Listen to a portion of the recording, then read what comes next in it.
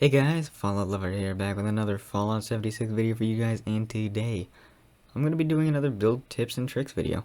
You guys loved the first one, so let's make another one. So we're going to start off with some easy ones and work our way to the more complex ones, and this first one I have to show you is as simple as it gets. The main thing I'm trying to show off here is you could just jump through brick windows, and it has to be the big one in specific. Any other window does not work. This is the only window in the game that you can jump through. The next one I have to show you is very similar to the first one, in which the only thing you have to do here is just put a chair on the other side of any other window, and if you want to go through those windows instead, you could just put a chair on the other side, and since this game just allows you to teleport from time to time, it's just a simple way to get inside of a room that you don't want to put a door frame in. With this next trick, you're going to be able to use roofs as entrances to your camp. Same thing with walls. So all you have to do here is just, if you have a roof, you're able to kind of edit it in some weird ways in which it will allow you to just fall through it. And of course, the same thing goes with doors and door frames.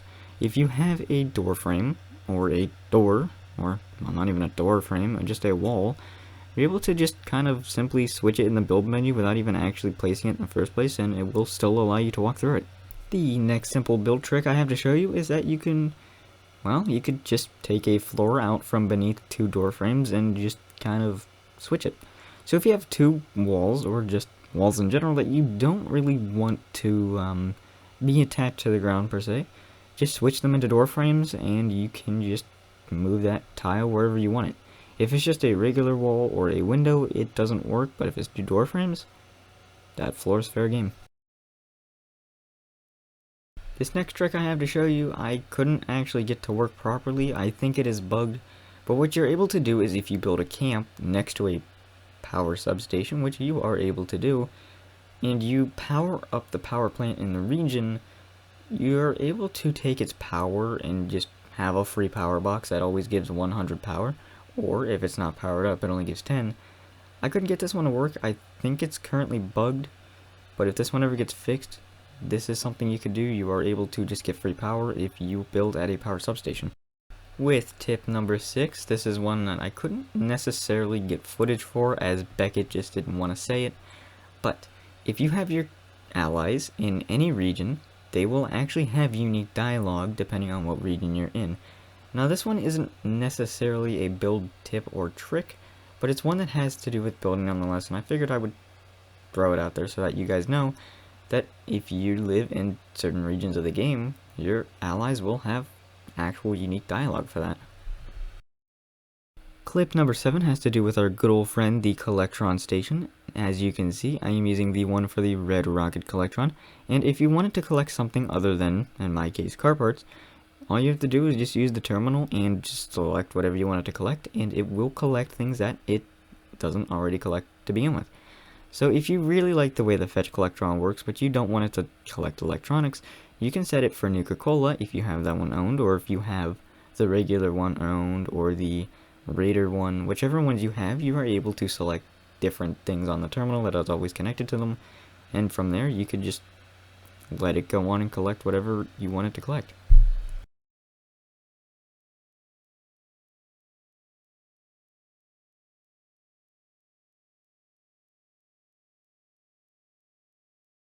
The next little trick I have to show you is actually a pretty fun one.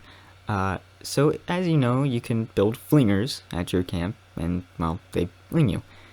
Now if you build the second one down, because there are two of these, the first one, the top one, will flip you up vertically, whereas the one on the bottom will flip you horizontally.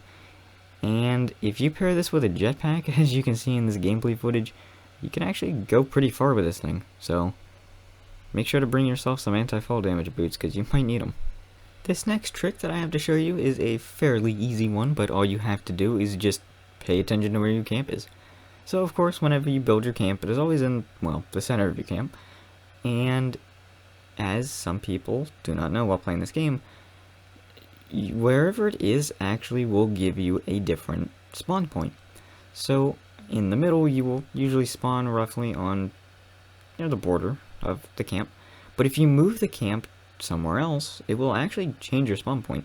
As you can see in the gameplay here, I picked it up and just moved it all the way to the other end of my camp, and when I spawned back in, it put me in an entirely different spot that it was not spawning me before. So if you do not like where the current spawn of your camp is, just play around with it for a bit, and it will actually give you a different spawn point.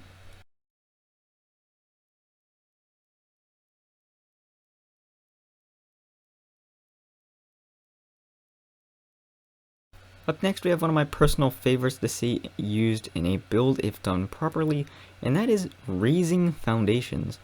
Now, I'm not sure what the buttons are on PC, but on consoles, if you pick up a foundation piece, you are able to hold down X or A if you're on Xbox or PlayStation, and you could use the bumpers above the left and right trigger to just kind of raise it up and down. And if you have some stairs, you can connect those and you can have some interesting looking floor patterns if you decide to use these in builds.